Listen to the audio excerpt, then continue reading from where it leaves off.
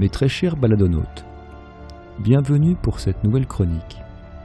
Je vais vous conter une histoire vraie, tirée des annales judiciaires, mais au lieu de me concentrer seulement sur l'histoire telle que la justice l'a retenue, je conclurai par une interprétation personnelle, ce que je pense être la vérité, ce qui s'est réellement passé et que la justice n'a malheureusement, ou heureusement, pas pu considérer.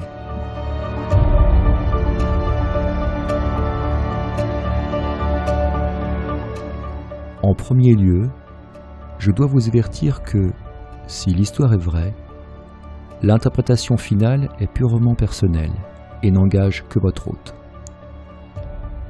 L'exercice, purement intellectuel, n'a pas pour vocation de vilipender, d'énoncer ou clouer au pilori, mais simplement de divertir en apportant un autre point de vue, d'autres hypothèses ou perspectives fondées toutefois sur les éléments de l'enquête. Il ne s'agit pas non plus d'un exercice régulier, qui ne remplace en rien un vrai procès, avec de vraies preuves. L'objectif n'est toutefois pas de condamner, mais de montrer, preuves à l'appui, que la vérité découle de l'interprétation des mêmes événements factuels. Toutes les différences, tous les désaccords reposant sur ce qu'on voit et ce qu'on ne voit pas. En second lieu, je dois préciser que cette chronique sera entièrement en format audio afin que vous puissiez suivre cette histoire tout en vaquant à vos occupations quotidiennes.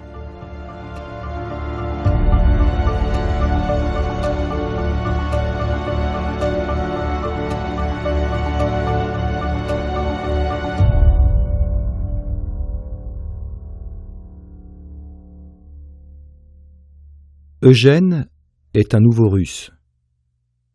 Il travaillait pour l'administration au temps des communistes.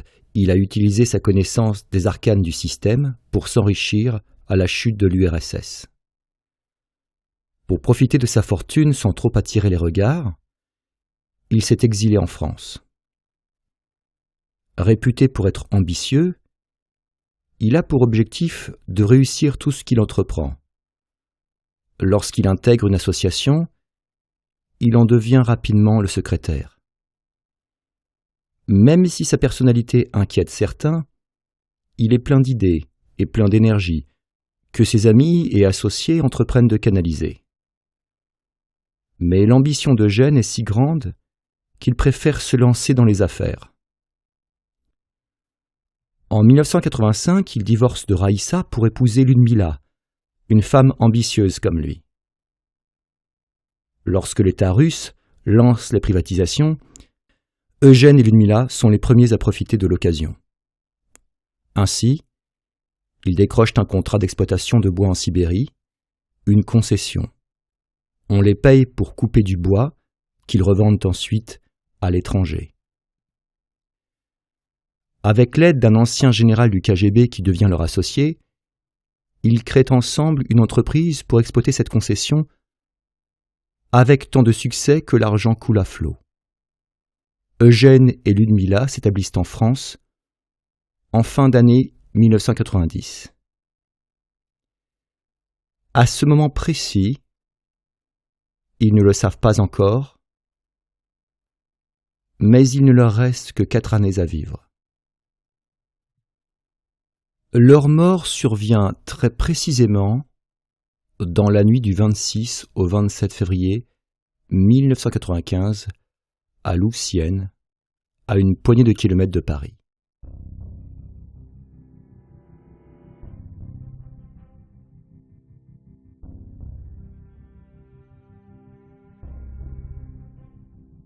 Le 27 février, à 3 heures du matin, l'inspecteur de police secours en service reçoit un appel de détresse. Un jeune homme déclarant « Venez vite, ils ont tué toute ma famille ». Les policiers se rendent immédiatement sur les lieux. Là, un jeune homme prénommé Alexis les attend dehors et leur indique que les faits ont eu lieu à l'intérieur. La maison est plongée dans l'obscurité. Seul le vestibule est allumé. Les enquêteurs repèrent des trous dans les vitres et des douilles percutées traînant sur le sol. Le premier corps qu'ils trouvent est celui d'un homme, pantalon baissé sur les chevilles, un trou dans la nuque. Dans le salon, une femme âgée, face contre terre, un trou derrière la tête. Un peu plus loin, une femme plus jeune, un trou sur le front, entre les deux yeux. Plus loin, un autre corps. À l'étage, un homme âgé est retrouvé mort derrière un fauteuil, un trou dans la poitrine. Fait étrange, la plus grande chambre semble avoir été fouillée. Tout est sans dessus-dessous. Les tiroirs ont été renversés. Dans une chambre, ils trouvent un enfant de 2 ans et demi, dans un lit, vivant. Nathalie, la demi-sœur du jeune homme. Lorsque les renforts arrivent et qu'ils allument les lumières, le corps supplémentaire d'une femme est découvert dans le salon, derrière un canapé. Au total, 6 corps, 6 meurtres. Lorsqu'on demande à Alexis qui est mort, il donne le nom de 6 personnes. Son père, Eugène, sa belle-mère, Ludmila, les grands-parents de sa belle-mère, Zina et Fedor, et un couple d'amis, Slava et Olga.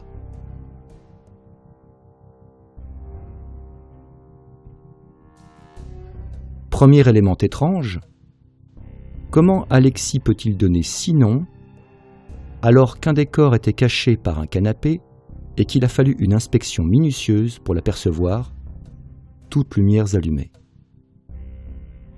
Pourtant, dans la voiture, Alexis dit à un des policiers « Mon père, ils ne l'ont pas eu à Moscou, ils l'ont eu à Paris. » Déclaration qui fait écho à celle de Police Secours. Malgré tout, pour les enquêteurs sur place, il y a quelque chose qui n'est pas clair. Comment un gamin qui s'était absenté pour passer la soirée à Paris, qui vient juste de rentrer de boîte de nuit et qui a à peine eu le temps d'allumer le vestibule, peut-il connaître tous les morts et les survivants ? Comment sait-il que sa petite sœur est encore en vie ? Que s'est-il passé ?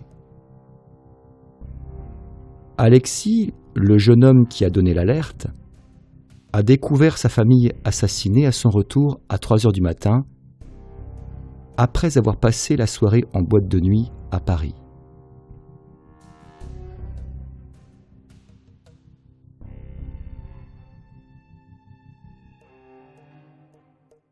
Selon les premiers éléments, il y a des tirs effectués depuis l'extérieur et depuis l'intérieur.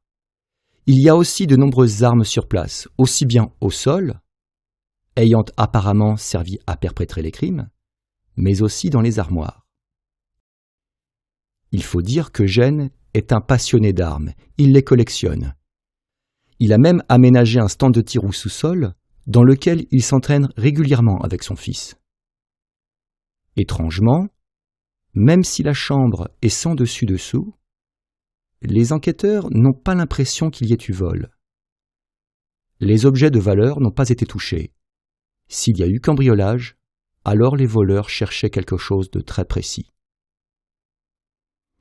À l'étage, sur la porte en bois de la chambre où le grand-père a été retrouvé, les enquêteurs retrouvent des traces noires. Ils trouvent aussi une petite pièce de métal, une attache de montre, sur le sol, juste devant la porte. L'hypothèse la plus simple est qu'une personne a brisé sa montre en tapant sur la porte pour l'ouvrir. Mais il n'y a aucune montre au bracelet cassé nulle part. Quelqu'un, probablement son propriétaire, l'aura ramassé et sera reparti avec. Lorsqu'on demande à Alexis de vider ses poches, il pose devant les enquêteurs une montre au bracelet brisé.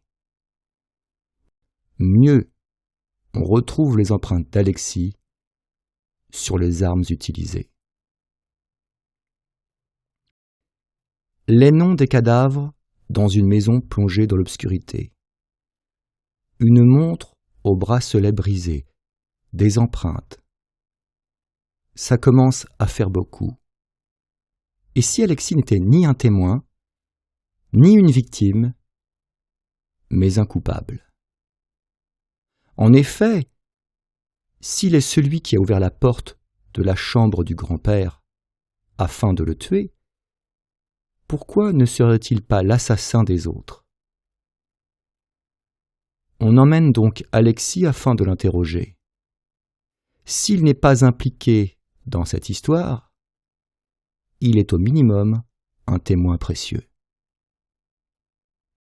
Et là, Alexis avoue qu'il a tué sa famille, en commençant par son père, parce que ce dernier passait son temps à l'humilier. Et voici ce qu'il raconte. Possédé par la rage, il s'empare d'une carabine et sort de la maison avant de le mettre en joue et, après quelques hésitations, de tirer. Il tire 2 fois. Son père s'effondre. Bien entendu, les autres personnes présentes paniquent. Alors il tire sur Ludmila. Mais son père, qui n'était que blessé, se relève et se met à la recherche d'une arme. Et là, tout s'enchaîne. Alexis se rue dans la maison et abat son père, achève Ludmila qui vit encore, abat les amis du couple. Non seulement il enchaîne les tirs, mais il enchaîne aussi les armes. Sa carabine s'enraye. Alors, il prend une Kalachnikov qui s'enraye également. Il finit avec un pistolet. Mais il n'a pas fini. Les parents de Ludmila se sont réfugiés à l'étage. Alexis tente d'enfoncer la porte à coups d'épaule. Une fois dans la chambre, il abat le grand-père puis menace la grand-mère afin qu'elle aide à fouiller la chambre pour retrouver le passeport du jeune homme, ce qui explique les lieux sans dessus-dessous. Ne le trouvant pas, le corps de jeune est fouillé afin de récupérer le portefeuille et la carte bleue, ce qui explique le pantalon baissé. Une fois cela fait, il abat la grand-mère. Lorsqu'on lui présente l'ensemble des armes saisies dans la maison, Alexis reconnaît celle qu'il a utilisée. Il a également des traces de poudre sur les mains. Mais ce n'est pas tout. Après avoir tué les membres de sa famille, Alexis n'appelle pas la police. Il prend la voiture de sa belle-mère alors qu'il n'a pas le permis, se rend à Paris et se paye du champagne, puis les services d'une prostituée. Cette dernière sera retrouvée par la police et racontera son histoire. Elle racontera qu'il lui a demandé combien d'années de prison on risque d'être condamné quand on tue ses parents. Lorsqu'il la dépose là où il l'a rencontrée, il rentre chez lui, à Louvciennes, avec, dans sa poche, une facture qui lui permettra de dire qu'il était à Paris au moment des faits. C'est d'ailleurs ce qu'il dit quand les premiers policiers arrivent sur place. Alexis est né à Moscou. Il a 7 ans lorsque ses parents se séparent.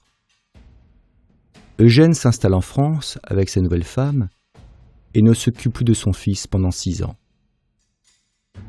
En 1991, le père invite Alexis à venir vivre avec lui en France et l'inscrit en tant que pensionnaire dans le lycée UP de l'Ermitage à Maisons-Laffitte.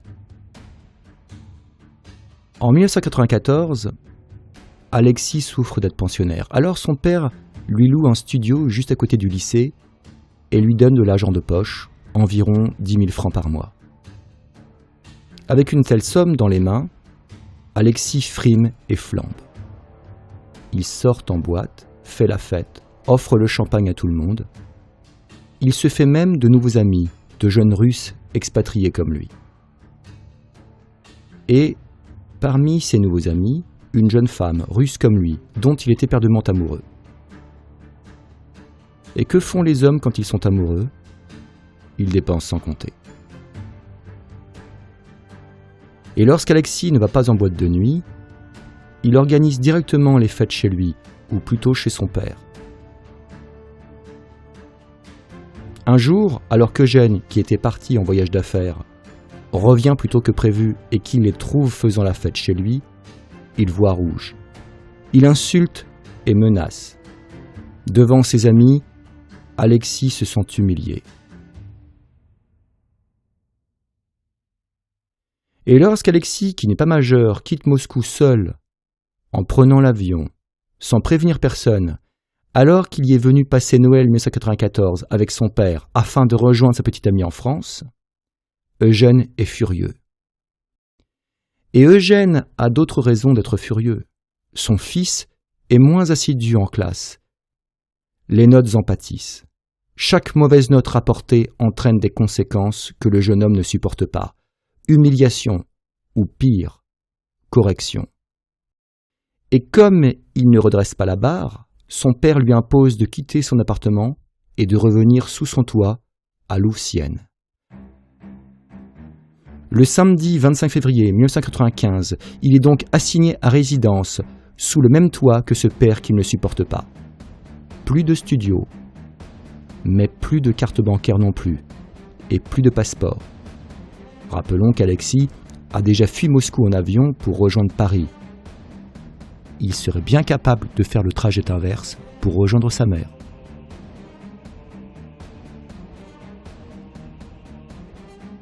Alexis se sent séquestré, surtout que son père en profite pour l'humilier. Pire, s'il est assigné à résidence, il lui est donc impossible de voir sa petite amie.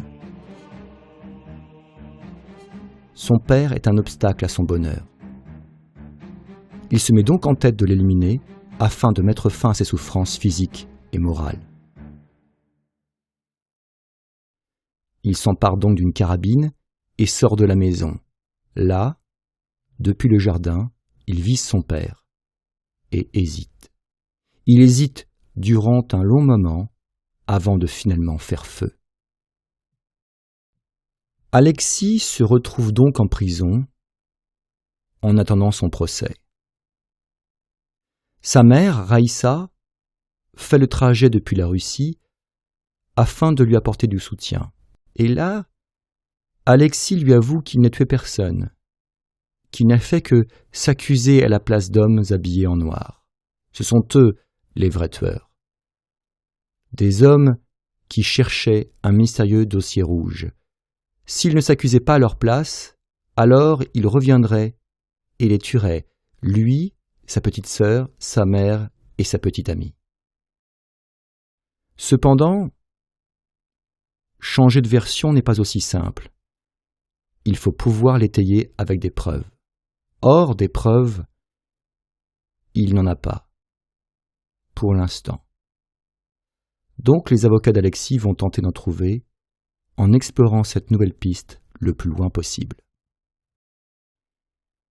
Fin novembre 1995, il annonce enfin au juge que le vrai coupable est un homme en noir appartenant à la mafia russe. Et Alexis prévient « Vous ne les retrouverez jamais, ces gens-là sont des fantômes. » Il était donc là, forcé par cet homme en noir, à le suivre et à assister au meurtre. Effectivement, tout colle. En remplaçant le je par le il, tout colle à la perfection. Et s'il connaît si bien tous les détails, c'est bien pour cette raison-là. L'homme en noir l'a forcé à l'accompagner pour qu'il soit témoin de tout et puisse ensuite le faire accuser à sa place.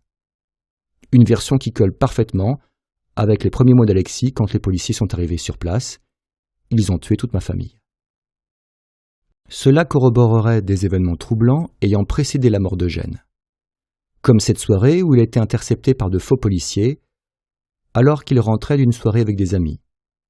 Ou en décembre 1994, alors qu'il est à Moscou, on aurait tiré sur sa voiture.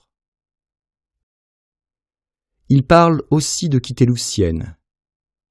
Peut-être parce que sa vie est menacée, ou peut-être parce que sa relation avec sa femme, Ludmila, semble se dégrader au point d'évoquer le divorce.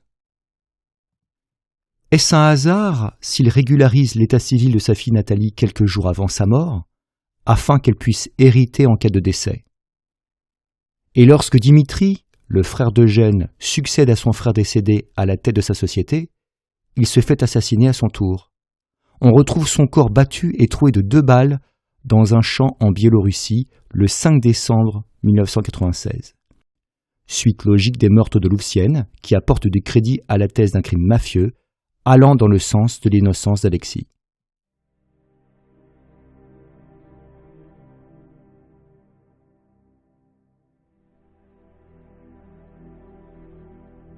Le 4 mars 1998, Alexis comparaît devant la cour d'assises des mineurs de Versailles. L'avocat général réclame 18 à 20 ans de réclusion. Bien entendu, les avocats d'Alexis réclament son acquittement. Et les jurés le déclarent coupable des 6 meurtres et le condamnent à 8 ans de prison. Un verdict surprenant, donnant l'impression qu'il a été condamné au bénéfice du doute, comme si on avait coupé la poire en 2. Nous sommes avant l'année 2000, il n'est pas encore possible de faire appel. La décision est donc définitive. Qu'est-ce qui a pu faire pencher la balance pour conclure à une peine aussi légère malgré la gravité des faits? Comment un adolescent est-il parvenu à tuer 6 adultes presque simultanément? Il faut disposer d'une habileté stupéfiante, 15 tirs avec 3 armes différentes faisant mouche à chaque fois. Pourquoi les victimes n'ont-elles pas tenté de se défendre? Et les hésitations? Les allers et retours entre les différents postes de tir? N'est-ce pas incohérent? Au total, il y a eu 16 tirs, 15 projectiles retrouvés, 6 corps dans une seule maison, avec un seul témoin encore vivant et 2 experts balistiques qui se contredisent sur l'enchaînement des faits. Autant d'éléments qui ont pu mettre un doute raisonnable dans l'esprit des jurés, mais pas au point de l'acquitter. Résultat, 8 ans de prison. Dans cette histoire, 2 hypothèses principales s'affrontent. La première, Alexis est le tueur, hypothèse retenue par le procureur. La seconde, la mafia russe, hypothèse retenue par la défense. Quelle que soit l'histoire qu'on me raconte, il y a systématiquement 3 hypothèses qui attirent immédiatement mon attention, requérant une analyse plus approfondie de ma part. Les hommes en noir, l'armée et les réseaux de prostitution.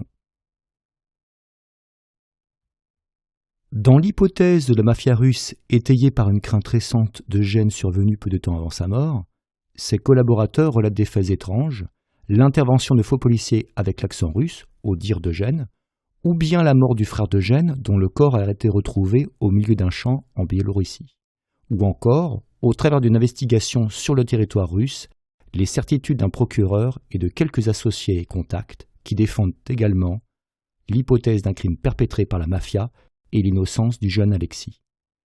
Ou encore, la régularisation de la situation toute récente de la petite Nathalie, qui pourra alors hériter de son père en cas de la mort de celui-ci.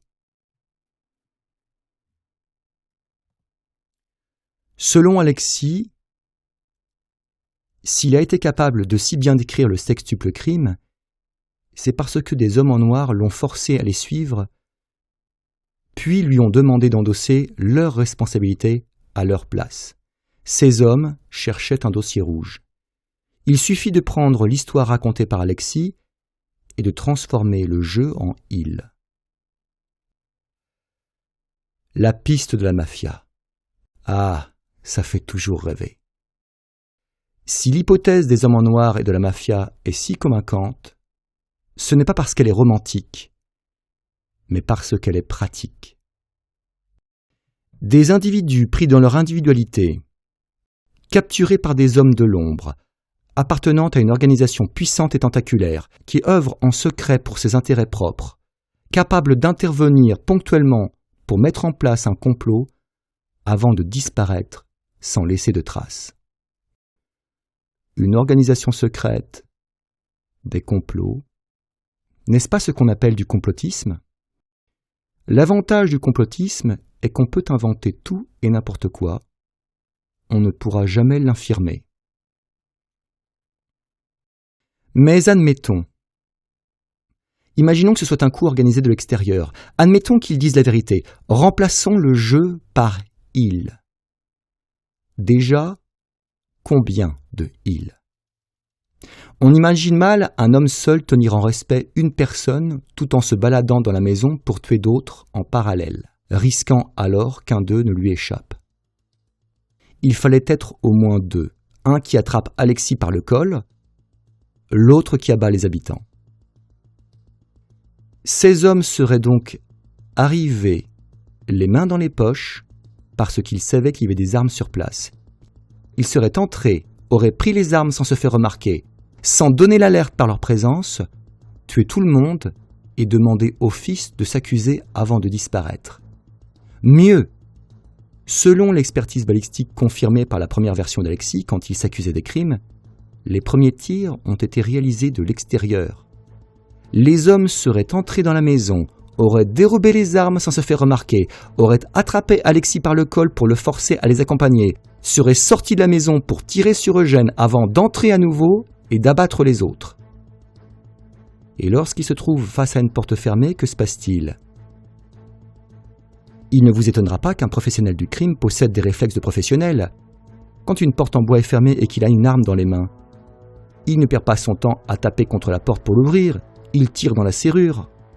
Mais là, non seulement il n'utilise pas d'arme, mais il demande à Alexis d'ouvrir la porte, ce que ce dernier fera en tapant dessus, cassant alors sa montre, qu'il récupère pour la mettre dans sa poche. Que je comprenne bien, vous êtes menacé par une ou plusieurs personnes armées et vous prenez le temps de ramasser votre montre. Et la Kalachnikov. La Kalachnikov a été inventée par le russe Mikhail Kalachnikov. Si cette arme est si réputée, c'est parce qu'elle est appréciée pour sa simplicité et sa fiabilité. Elle s'enraye difficilement, même dans des environnements hostiles comme un désert. Or, la Kalachnikov utilisée s'est enrayée.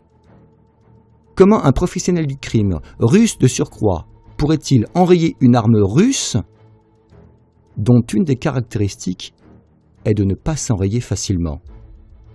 Sauf si la personne qui manipule l'arme n'est pas un professionnel, mais un novice pris de panique, ce qui n'arrange rien, ou bien que l'arme a été auparavant un peu modifiée. Et si les armes s'étaient enrayées parce qu'elles étaient mal entretenues ou modifiées? C'est pour cette raison qu'un professionnel vient généralement avec ses propres armes et pas celles qui sont sur place, pour n'utiliser que des armes qu'on connaît et qu'on maîtrise afin d'éviter les mauvaises surprises.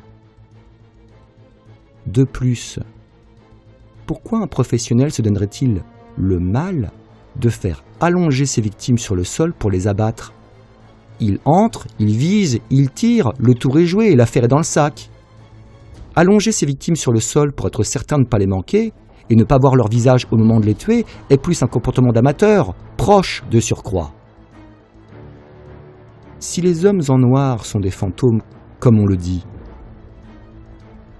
ils n'ont donc pas peur de laisser des traces puisqu'ils savent qu'on ne les retrouvera pas.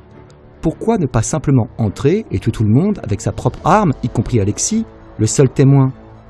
Laisser des témoins n'était-il pas prendre un risque que quelqu'un puisse témoigner?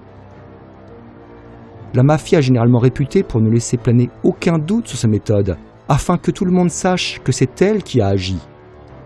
Si vous êtes la mafia et que vous voulez être craint en tant qu'entité, vous avez tout intérêt à signer vos actes pour ne laisser aucune ambiguïté. Cette signature est un avertissement sans équivoque pour les autres. Pourquoi organiser tout un scénario pour faire accuser Alexis à sa place et changer de méthode quand il s'agit de tuer le frère d'Eugène en laissant le corps bien en évidence dans un champ? N'est-ce pas un peu tiré par les cheveux? Et vous savez ce qui marche bien aussi? Le rasoir d'Occam. Qui savait qu'on pouvait trouver des armes et des munitions sur place?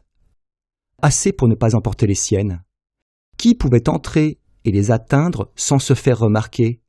Lorsque les policiers sont arrivés sur place, la maison est plongée dans l'obscurité. Seul le vestibule est allumé. Quel malfrat serait assez précautionné pour éteindre les lumières derrière lui? Qui était suffisamment bien renseigné pour connaître jusqu'aux fréquentations du fils et savoir que sa petite amie était un être cher à ses yeux, une personne qu'on pouvait menacer de tuer? Qui savait que les tueurs ne reviendraient pas sur leurs pas pour achever les survivants? Qui? Ce rasoir dit une chose très simple. En remplaçant le « il » par le « je », tout est beaucoup plus simple et beaucoup plus cohérent. Déjà, l'attitude du jeune homme. Lorsque les hommes en noir quittent les lieux, son premier réflexe n'est pas de vérifier si sa petite sœur va bien et la mettre en sécurité au cas où les tueurs reviendraient, mais de prendre la carte de crédit sur le corps de son père pour aller à Paris et tenter de se constituer un alibi. Les tirs jugés incohérents par les avocats, oui, ils le sont si on prend l'hypothèse de professionnel. Mais Alexis n'est pas un professionnel. Il a paniqué quand il s'est retrouvé dépassé par le nombre de victimes à abattre. C'est cohérent avec un novice. Les tirs étaient tous mortels. Alexis était-il doué pour le tir? Il faut dire qu'il disposait d'un stand de tir dans le sous-sol et qu'il s'est entraîné avec son père. De plus, il a fait feu à bout portant pour la plupart, sur des cibles immobiles au sol. Et il n'était pas si habile que les avocats le prétendent, oubliant que lorsqu'il a tiré sur son père depuis l'extérieur, il l'a touché à la joue, le blessant sans le tuer. Il a dû entrer précipitamment pour l'achever. Si nous faisons les comptes, 15 projectiles pour 6 corps, ça fait entre 2 et 3 projectiles par victime, la plupart tués à bout portant, allongés au sol. Est-ce que cela vous paraît être l'œuvre d'un professionnel?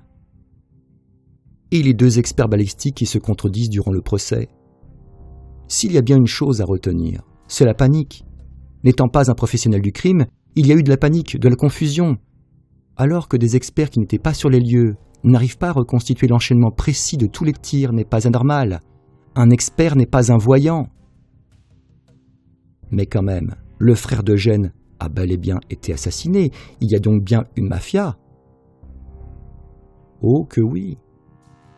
Et justement, c'est un argument de plus en faveur de la culpabilité d'Alexis. Pourquoi? Lorsque le frère d'Eugène est assassiné, on abandonne son corps dans un champ, aussi simplement que cela. Pourquoi s'embarrasser à faire accuser un jeune homme pour rester invisible et ne pas prendre les mêmes précautions pour les autres assassinats? Oui, il y avait bien une mafia. L'explication la plus plausible, Eugène est lui-même un mafieux. C'est pour cette raison que sa personnalité dérange tant. Et son frère a été tué par ses propres associés parce que ce dernier, trop honnête, mettait son nez dans des affaires qui ne le concernaient pas et il mettait en péril les activités de l'entreprise. Dimitri est médecin. Quand il prend la place de son frère, il ne connaît rien au commerce du bois. Il commence donc à se pencher sur la situation d'entreprise avec l'idée de l'éclaircir. Comme les associés d'Eugène lui font barrage, il demande de l'aide à la police russe. Attirer l'attention des autorités sur les affaires de la société d'Eugène, cet affront lui sera fatal. Pour les associés, en revanche, par son tempérament et son ambition, Eugène vaut plus vivant que mort. Ils n'ont aucune bonne raison de vouloir se débarrasser de lui. La mafia est très certainement là, aux mains d'Eugène et ses acolytes, s'enrichissant sur les ruines de l'ex-Union soviétique. Alors, il y a peut-être eu des concurrents qui sont venus menacer Eugène, peu de temps avant sa mort, de l'aveu de ses collaborateurs répétant les propos de leur ami apeuré. Ce dernier se sentant menacé au point de préparer la transmission de son héritage à ses enfants. C'est bien un signe. Ce ne sont que des propos indirects. Peut-être Eugène était-il menacé, peut-être pas. Sous pression, il a peut-être matérialisé une certaine paranoïa. Et la préparation de l'héritage, ni plus ni moins qu'un biais d'interprétation. Un enchaînement temporel n'est pas fatalement un enchaînement causal. Les amis sont-ils objectifs? On leur propose comme coupable le jeune Alexis ou la mafia. À leur place, qui choisiriez-vous? Tous ces petits détails convergent vers un scénariste.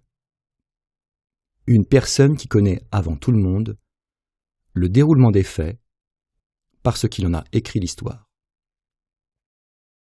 Et ce scénariste a un prénom, Alexis. Voilà ce qui s'est passé. Ses parents se sont séparés quand il avait 7 ans. Il a rejoint son père en France à 14 ans. Le reste du temps, il était avec sa mère, la même mère qui, pour l'innocenter, a déclaré qu'il ne pouvait pas avoir tué 6 personnes, car il n'était même pas capable de se servir un verre d'eau sans en renverser la moitié à côté. Malheureusement pour lui, cette description, si elle est vraie, n'est pas son fils, bien au contraire. Elle a décrit une certaine fragilité pour le disculpé, mais l'a-t-elle vraiment fait? Imaginons que sa description soit fidèle. Voilà donc un garçon fragile, un peu gauche, qui rejoint son père dans un pays qu'il ne connaît pas et dont il ne parle pas la langue. Fini la mère tendre et maternelle qui a fait de lui un enfant réservé, fragile et gauche. Il est temps pour lui d'être élevé à la dure pour rectifier le tir et faire de lui un vrai homme avec un destin et des ambitions à l'image de son père. Vous vous êtes peut-être pris d'affection pour ce jeune homme, martyrisé à coups de ceinturon par un père alcoolique. Si j'écoute les victimes, je ne les crois pas pour autant sur parole sans un procès équitable qui consiste à minima à écouter les versions de la partie adverse. Il y a toujours 3 versions à une histoire. La version de l'accusation, la version de l'accusé et la vérité. Or, il se trouve que la partie adverse en question est dans l'incapacité de se défendre, tous les individus qui la composaient ayant été assassinés. C'est donc la seule parole d'un jeune homme qui peut raconter ce qu'il veut sans que personne ne puisse le contredire. A-t-il porté plainte? Peut-il montrer un bleu? Certes, il y a bien eu quelques amis pour lui porter crédit, mais était-il vraiment objectif? Le serions-nous tous vraiment en présence de ce Russe élevé à la dure et qui appliquait la même méthode à son fils? Malgré la description qu'on en fait, Eugène est un bon père. Oui, un mafieux peut aussi être un bon père, se préoccupant de la réussite de ses enfants. Il fait construire une salle de tir afin de s'entraîner avec son fils et passer du temps avec lui. En bon parent, il sait à quel point l'école est le meilleur atout pour la réussite et s'arrange pour le mettre dans une école qui lui permettra d'avoir un avenir brillant. La seule contrepartie, que son fils ramène des bonnes notes de l'école. Malheureusement, son fragile fils supporte mal la condition de pensionnaire. Alors le père, parce qu'il est un bon parent et qu'il veut le meilleur pour son fils, lui paye un appartement non loin de l'école et lui donne 10 000 francs par mois d'argent de poche. Vous appelez cela un mauvais père? Vous en connaissez beaucoup des mauvais pères qui auraient fait autant? Eugène a été décrit comme un personnage excessif dans tout, ayant une totale emprise sur son fils, au point de ne pas laisser à ce dernier la moindre autonomie. Certes, ce père est excessif en tout, dans le bon comme dans le mauvais. Excessif et envahissant, dit-on, jusqu'à étouffer son fils en ne lui laissant aucune autonomie. L'autonomie de qui? Il est mineur. Et à chaque fois que son père lui a donné l'autonomie, il a démontré qu'il n'était pas capable de l'assumer. Vous en connaissez beaucoup, vous, des jeunes de 16 ans qui ont leur propre appartement et 10 000 francs d'argent de poche? Il ne vit pas sous le même toit que ses parents et a assez de moyens financiers pour mener la vie qu'il veut. Vous appelez ça comment, si ce n'est pas de l'autonomie? On ne l'a pas empêché d'avoir de l'autonomie, on lui a supprimé parce qu'il n'en avait rien fait de bien. Par ses actions, il a montré qu'il n'était pas encore assez mature pour en porter le poids et les conséquences. Cette suspension d'autonomie n'est pas l'expression d'un quelconque excès ou d'une emprise, mais du comportement d'un parent responsable. Mais l'effet est inverse. Avec cette nouvelle liberté gagnée, Alexis se brûle les ailes et les notes chutent. Et ça, ce n'est pas bon signe. Alors, parce qu'il est un bon parent, Eugène se rend compte qu'il s'est trompé, qu'il a commis une erreur et rectifie le tir en supprimant l'appartement et l'argent de poche, ce qui oblige le fils à vivre sous le même toit que son père, là où ce dernier pourra le surveiller et le remettre sur le droit chemin. Et c'est là que tout bascule. Pourquoi ?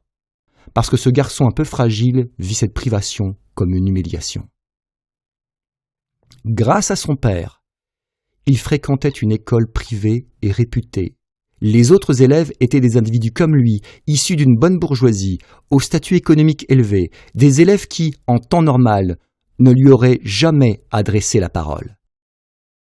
Mais voilà que grâce au statut et à l'argent de son père, non seulement il les fréquente, mais il peut aussi les impressionner. Alexis, un peu rond, garçon un peu gauche, que personne ne prend au sérieux, devient le roi du monde grâce à son argent de poche, 10 000 francs qu'il peut employer à sa convenance pour impressionner ses amis, les inviter en boîte de nuit, payer du champagne, de quoi acheter leur amitié ou l'attachement d'une petite amie. Sans cet argent, il n'a plus rien. Sans cet argent, il n'est plus rien. Alors lorsque son père lui supprime tous ses privilèges, l'appartement, l'argent de poche, il se sent humilié car redevenant invisible. Oui, pour un enfant un peu fragile et maladroit, la véritable humiliation est là. Il n'a pas tué son père suite à une dispute ou un coup de ceinturon, mais lorsqu'il a été privé de ses privilèges, le jour même. Cause et conséquence. L'humiliation se transforme en frustration, la frustration en colère. Plutôt que de rétablir la situation en redevenant pensionnaire, ce qui lui aurait évité de se retrouver sous le même toit que ce père qu'il ne supportait plus, en travaillant pour récupérer son indépendance en même temps que ses bonnes notes, voie la plus difficile, il pense à une autre méthode, plus facile mais plus radicale, qui le débarrassera définitivement de ce père qui ose lui imposer des contraintes et des objectifs. Cependant, étant privé de sa liberté et assigné à résidence, il ne pouvait pas se débarrasser de son père ailleurs que chez lui. Problème ? Il y a d'autres personnes sous ce même toit qui auraient au fait de donner leur version des faits. 5 personnes, 5 témoins, de quoi l'envoyer en prison pour très longtemps. Et que fait-on des témoins gênants ? On les élimine aussi. Offre promotionnelle du jour, 6 pour le prix d'1. Dès la mort de son père, sur le cadavre encore chaud, il prélève la carte de crédit, le vrai objectif, le vrai trophée, le symbole de cette liberté retrouvée. La vraie motivation était là, une raison bassement matérielle. Il ne lui reste plus qu'à fêter l'opération comme il se doit, champagne et prostituée. Ensuite, il est forcé de revenir à la réalité et prendre un peu de recul, figurativement et littéralement, afin de concocter une histoire aux petits oignons, avec de la mafia russe, des hommes en noir, des fantômes qu'on ne retrouvera jamais, et pour cause, il n'y a jamais rien eu à trouver. Malgré le fait qu'il ait été reconnu coupable du sextuple meurtre, il n'a pris que 8 ans de prison, ce qui est peu. 8 ans pour 6 assassinats. Divisés par leur nombre, la vie de ces personnes ne valait pas grand-chose. Dans certains pays, il aurait pris beaucoup plus cher, la prison à vie, au moins. Pourquoi cette clémence ? Parce que nous avons été pris entre deux réalités contradictoires. D'un côté, la violence du crime, de l'autre, la jeunesse de son auteur. 16 ans et demi, même pas 17 ans. Tout comme nous refusons de croire qu'une mère puisse se retourner contre ses propres enfants, nous refusons de croire qu'un enfant puisse perpétrer des crimes aussi odieux. Cette contradiction provoque ce qu'on appelle une dissonance cognitive, une incapacité de notre esprit à concilier deux propositions apparemment incompatibles. Bien entendu, malgré la légèreté de la peine, il en a fait encore moins puisqu'il a bénéficié d'un régime de liberté conditionnelle qui lui a permis de sortir de prison en juillet 2000. Divisée par leur nombre, la vie de ces personnes ne valait vraiment pas grand-chose. Pour s'en rendre compte, observons l'affaire d'une façon différente, sous un autre angle, selon une autre perspective.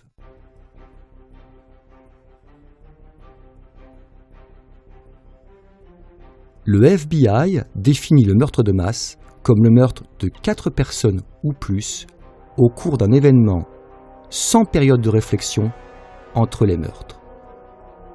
Un meurtre de masse se produit généralement dans un seul endroit où une ou plusieurs personnes en tuent plusieurs autres.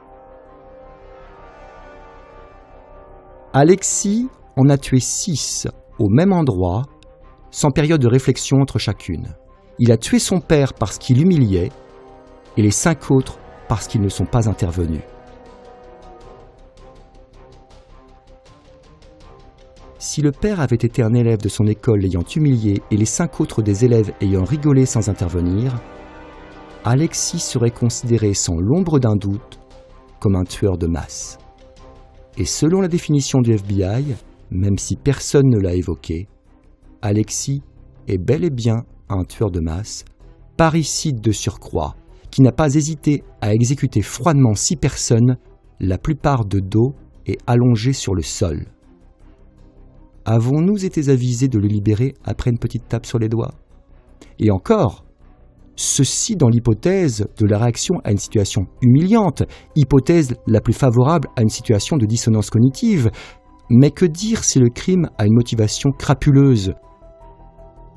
Rappelons que le premier acte d'Alexis après la mort de son père est de piller le cadavre encore chaud pour récupérer la carte de crédit.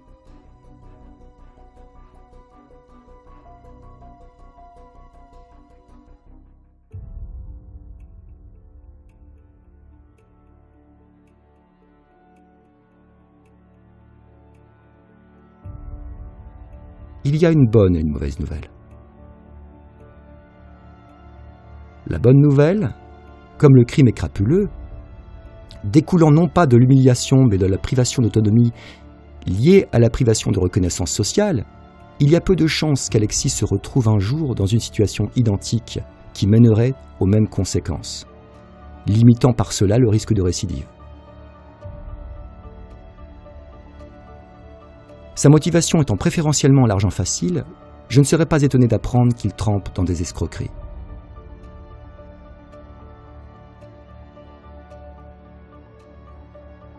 La mauvaise nouvelle, en se présentant comme une victime de mauvais traitements, il a bénéficié d'une clémence qui lui a permis d'échapper aux conséquences de ses actes.